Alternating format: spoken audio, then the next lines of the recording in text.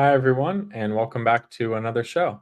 My name is Tyler, and I'm here with Matt, the founder of ORATS, an options analytics platform built on top of over 15 years of proprietary options data. Our dashboard is integrated with Tradier, meaning you can research and discover trades on our platform and then seamlessly send them through to your Tradier brokerage account. Today on the show, we're going to look at zero DTE's effect on the market as seen through Skew. Matt, do you want to share your screen and go over our trades from last week? Sure. Thanks, Tyler. So we had two new trades. We had a Baidu. It's down a little bit. We still got some time left on that one. And then we also did a Ulta, and it hit our alert. So I went in and traded out of it. So we bought it for $385 or $3.85, and we sold it for $4.85. So that was a nice trade. And then we still have some existing ones. SMH, we're up a little bit. SPY, I don't think we had one. I think that's from something else. But our single options are doing well. TRP is up 180, and WES is up. Let's just see. Yeah, we bought it for 15. It's 42 cents, and TRP also bought it for 50, and it's at 45. So doing well on those small guys. Tyler. All right, that's great to hear. Yeah. So what are we talking about this week? This week, we're going to look at zero DTE trades specifically. Matt, you have a lot of experience. You've been around for a long time in the markets, and you've made some notable comments on zero DTE. Can you just go over what those are and sort of your view on it, and then we can go over some of the indicators and ORATs? Yeah, it's probably the biggest thing to be introduced to the option market this decade.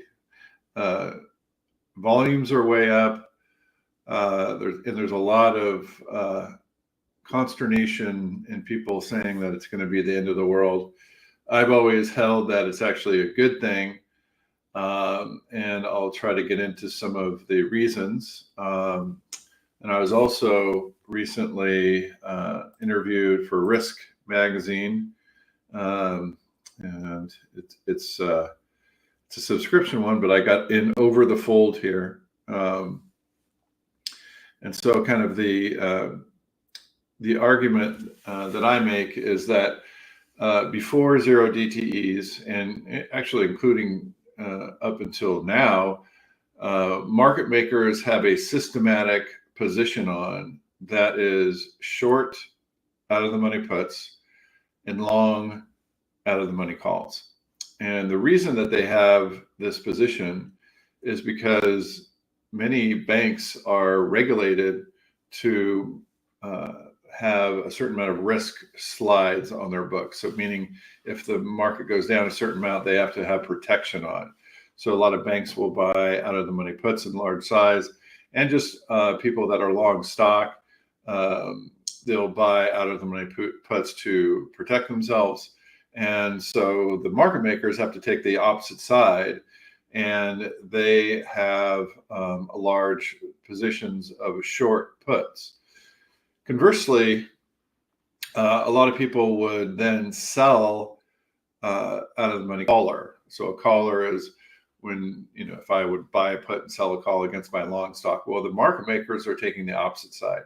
So what they ended up with were a lot of long calls and a lot of short puts. And what happened is market makers are active hedgers, meaning if the market changes and the positions that they have on change their outlook, meaning if they have a lot of short puts and the markets are going down towards those short puts, the nature of options means that they're going to start getting a lot shorter and a lot shorter, because those out of the money puts are now becoming near the money, and more important, it's getting more short deltas is the way that option people talk about it. And so when market makers get that position on, they will sell the underlying. So what happens, especially in periods of multiple standard deviation moves to the downside, the market makers have to kind of panic sell as the market's going down. It's very difficult to sell, and they just exacerbate the problem.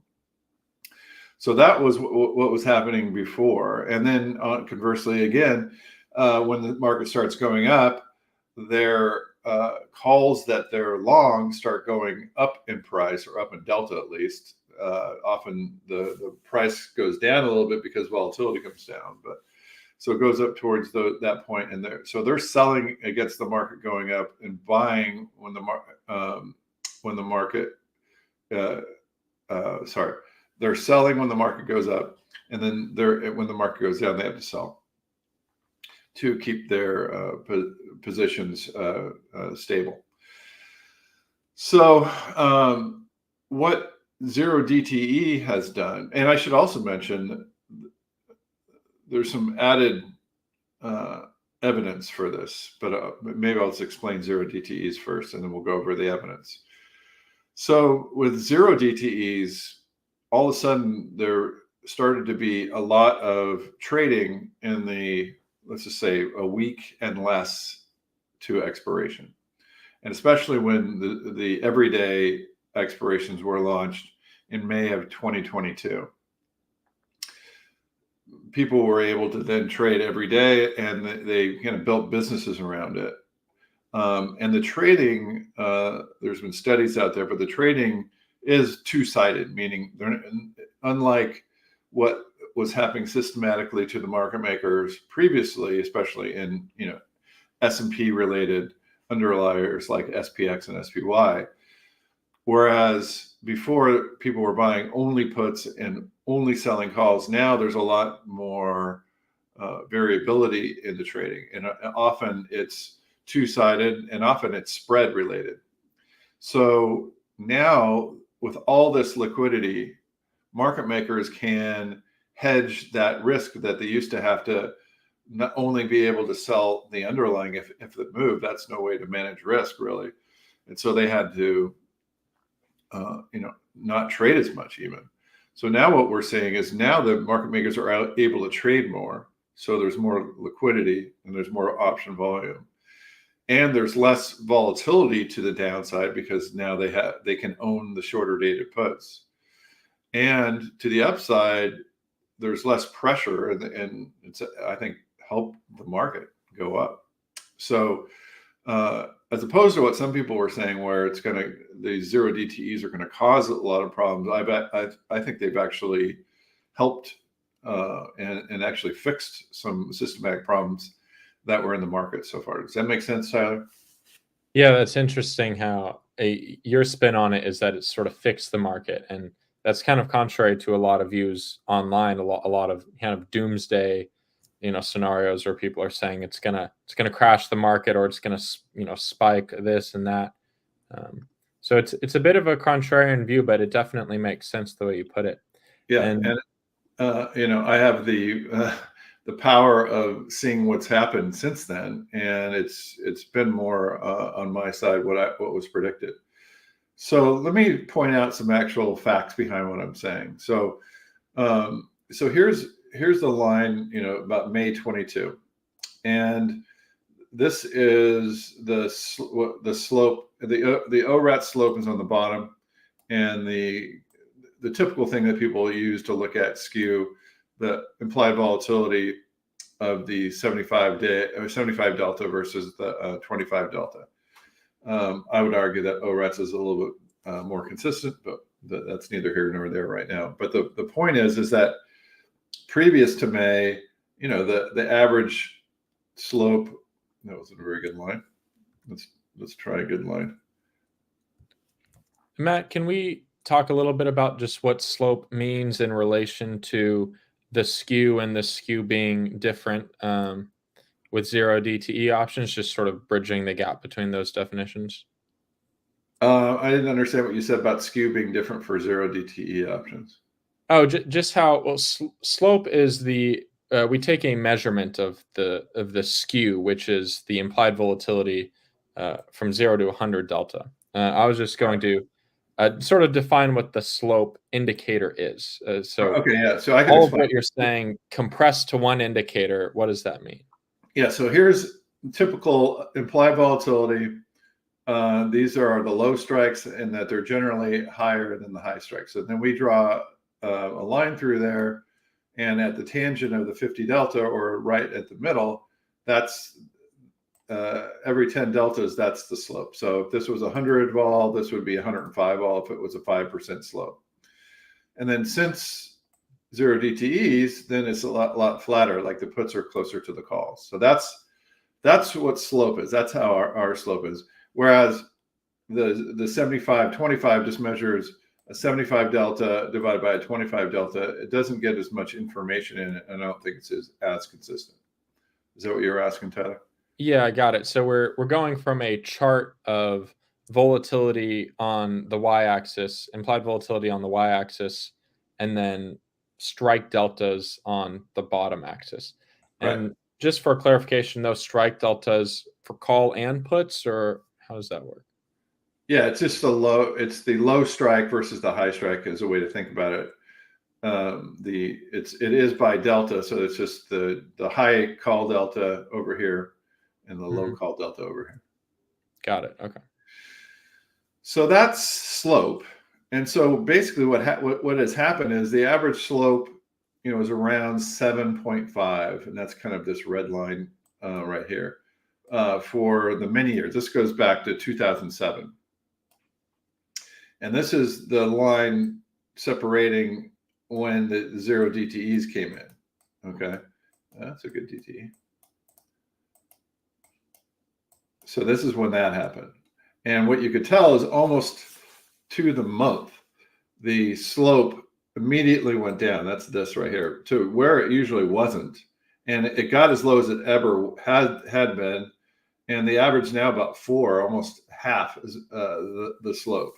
So that's very telling. And if someone denied that has to do with 0 DT, I'd wonder, because that was what I would predict, is that, because there wasn't that systematic position on anymore, whereas market makers were able to hedge out a lot of it with the 0 DTEs, they could bring down the prices of the puts, and they don't have to have them way up there and discourage any trading in that. So, and we've seen a lot more volume.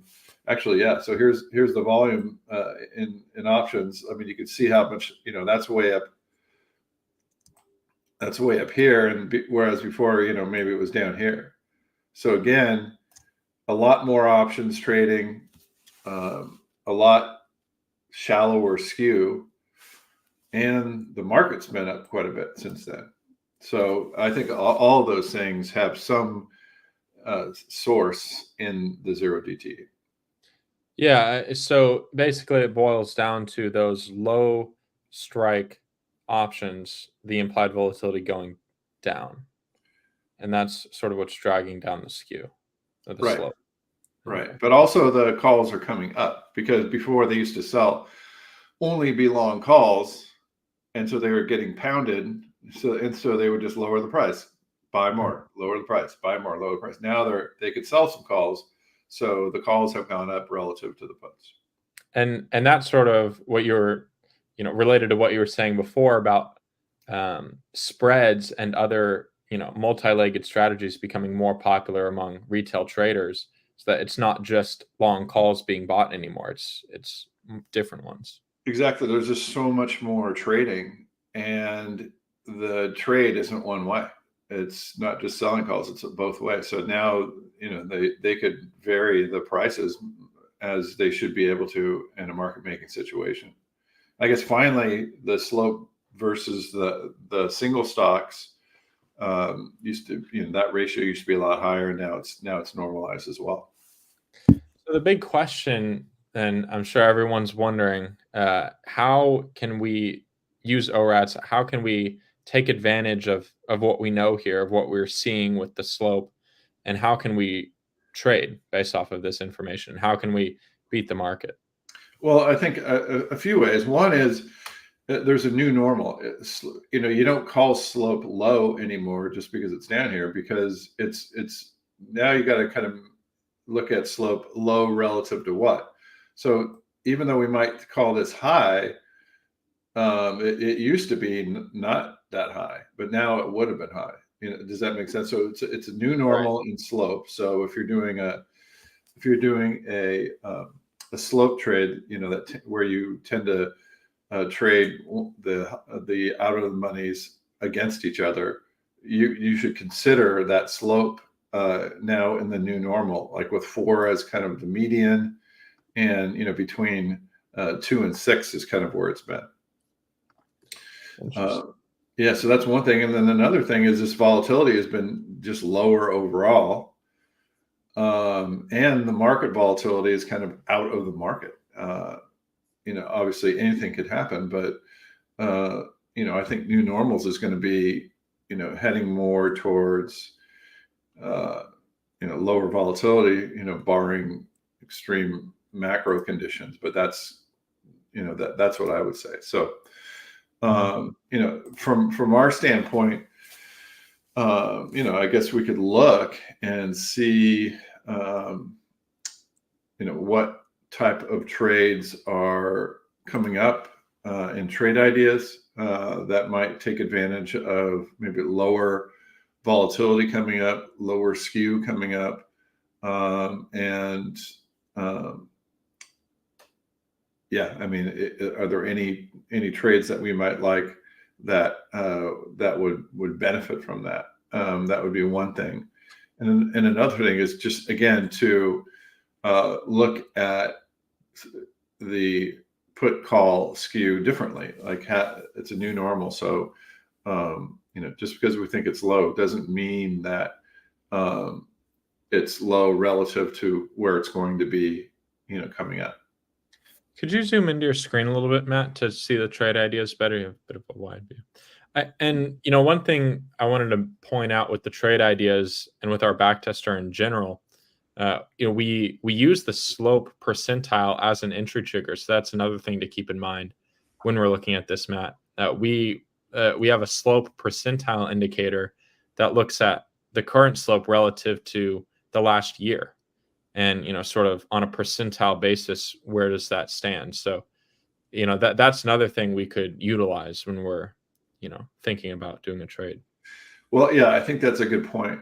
And right now, you could always go in order to see where it is, you go to the backtester and you can go to the entry triggers, click on that and see that, the current moderate situation is between, so you would expect that maybe to be low, but we've been in this situation now for 2 years. So we've been living with a lower slope for 2 years. So right now the market has kind of accounted for all of that.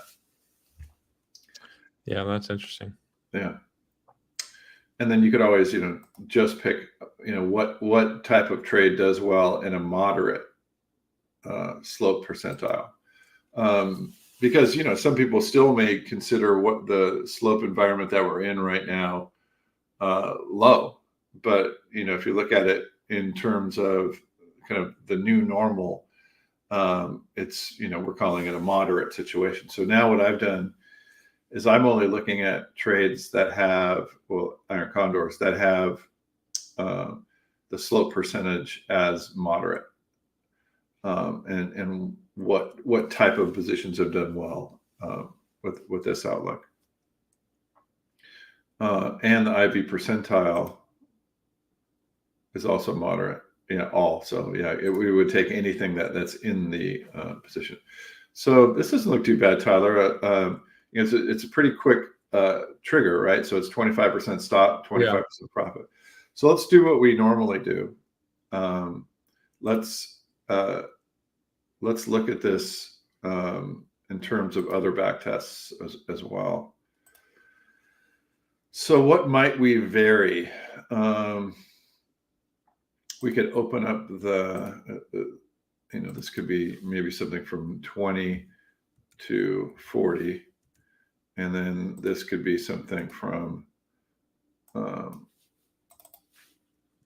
5 to 20. So we should get a couple more at least. Oops. Yeah. To 20. And then, we should probably It's only picking these. That's why there aren't that many. So we'll go to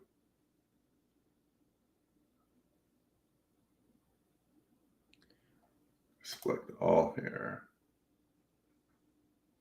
I mean, we want to find one that is working in the current environment. I mean, we can go back to the trade ideas. Since the That's trade true. ideas only look at the ones in the current environment with the slope. That's true, but I wanted one that was working in the current slope environment, since that's what we're talking about. And I also want to then check out other similar types of strategies and see how it's done. Especially, I like to sort descendingly and see if we could find out the bad ones and why they're bad. So, for example, this is a bad one. It's a similar outlook or similar expiration DTE, but VIX is moderate, which is a higher VIX, and then this is below, so the 50-day. So that's clearly not. I'm not worried about that right now. Here's one where the slope is moderate, IB percentile is high, so that's clearly not today. So here's one where RSI is moderate, VIX is moderate. So I think VIX is low now, right? Yeah, VIX is low, and RSI is moderate. So so that's I would call that a little concerning, because that's a similar exit triggers. Or I guess that's what we have on as exit triggers. So if we were to look at different exit triggers, we could do that in a moment. So, but mostly, if we look at these bad ones, there aren't that many. Here's where it starts to get positive. So there are just a few, really kind of ones that went against you. Slope is above, again, IB is high. That doesn't happen that much. As a matter of fact, I'm surprised that the time in the market is that high for that particular one. But I guess this is kind of a long-term hold. Stock price is below. I mean, this is the only one I'm a little bit concerned about. VIX is moderate, slope percentile is high, but we're in a moderate situation right now. So I'm actually pretty happy with this particular. I don't think that the counter argument is that good for when the strategy does bad. So I like it so far. Tyler, I don't know how you feel about this. Yeah, that sounds good. All right. So again, with the back test, the cool thing that we can do is then scan for options, and then we could also it's not finding it because of the spread price, Tyler. Oh, interesting. Yeah, I noticed that. So what this is saying is you have to get a lot of money for this, and you're not getting that much because volatility isn't that high. So back to the drawing board. Yeah, I mean, that's the challenge of doing something outside of the current environment. Well, it's in the current environment. It's just it has a spread to stock ratio that's low, that we're not really in right now. So I'm gonna take that off. I wonder if that trade was even in the market that often.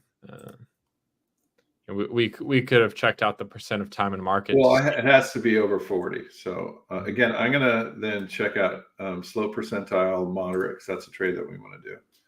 But I just took off the spread to stock. So there's a spread to stock, and actually we could check that out right now, Tyler. It was only 46%. Yeah, that makes sense. I feel like. All right, but here's one that doesn't have it, and the results are decent. Yeah, I mean, it's almost a whole percent less annual return, which is a little alarming. But yeah, that is true.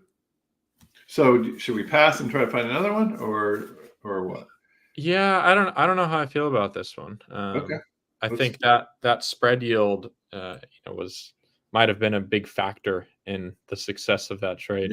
Yeah, no question. I mean, what they're saying is you want to get a lot of money for it. Right. Yeah. If we can't get it, then. Yeah. So again, here are they coming up. I mean, this one's only about 30 basis points off. Yeah, it's not too bad. Let's take a look at some of the performance. So the sharp isn't very good.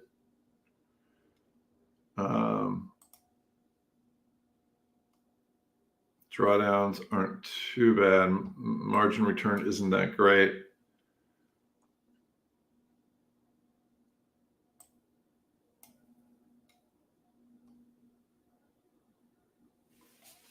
I try this one out, Todd. Okay, we can try it out. Again, it's was it 50% loss or and 25% profit? I think. I think. Do Yeah, you I'm recall that? not sure. I don't remember. Yeah, let's go back and make sure. So yeah, it's a 50% profit target. So it's I had it backwards. 25% stop loss. We can just port those exit triggers over to make sure we're doing it the right way. Right. So we'll scan for options. So this is the top iron condor. I like to adjust these a little bit. So that looks fine. The S percentage doesn't really matter here. So let's just take a look. Delta's not too bad, a little bit downside, but not too much. All right, so let's do that. Let's add, well, actually, let's add those after. So 10.25, so we'll give them a few cents here.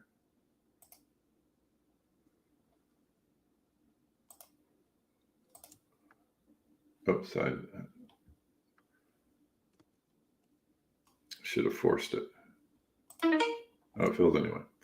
All right, so now that we have it filled, we could go to our positions and SPY now, the Iron Condor, and let's add in our alerts. So now we want to be alert. If I had done this before, I could just add them in again, but here's going to be a profit and loss above 50% and below -25. And then we'll say paper, T-Hub, 722. All right, I think that's a good one, Tyler. All right. And I'll actually take a picture of it just to remember things. So if I get that alert off camera, we'll close that out. And you can see the alerts right there for you, and then also the fact that it's checking for exits now for that particular position. Excellent. All right, Tyler. So zero DTEs we talked about at length today. Yeah. I think I got across well what I think is the ramifications of those, and it's important for every trader to try to understand this because it has changed the option environment greatly. And the way it changed it, as we talked about, was to effectively lower the skew. That was the first giveaway. But then it helped liquidity and trading because the market makers now have a more balanced skew and could trade more at more beneficial prices to traders. So traders should try to get better prices. And the zero DTEs also have that effect on making the puts cheaper. So hedging is less expensive than it was before. And then there's an ability to sell calls and get more for it. A lot of people stopped selling calls because they just weren't able to get that much because market makers, brought down the prices so much. So there's a lot of ramifications out there for the normal trader. That's why we focus so much on this. And I think it was a good show, Tyler, to talk about that. Yeah, I mean, that's a lot of great information and could only come from you. I mean, you've been in the market for so long and you have a lot of good thoughts on Skew and zero DTE. And I'm sure we'll be hearing more about these indicators and stuff as we keep doing these shows. So appreciate the reason that you're getting this is because I've lost probably more money on the Skew going against me, or I've lost more money on not watching these things. So they've been expensive lessons, and hopefully we could save money for some of the people out there. Well, thank you for sharing your insights, Matt. It is earnings season also, just so for next week, we'll most likely be doing a show on scanning for earnings trades. So stay tuned for that. But until then, if you have any questions, you can post on our community tab. You'll find lots of videos and a lot more of Matt's thoughts on the community tab as well. That'll be in our dashboard. And any other questions, you can reach out to us at support@orats.com. Thank you, Tradier, and thank you, Matt, again. And we'll see you guys again next week. Thanks, Tyler.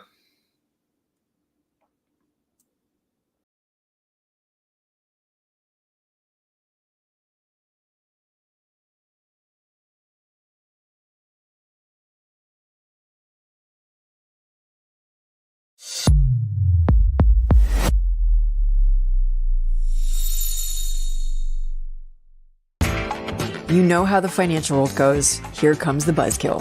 Please make sure to take some time to read this boring disclaimer. We will owe you one.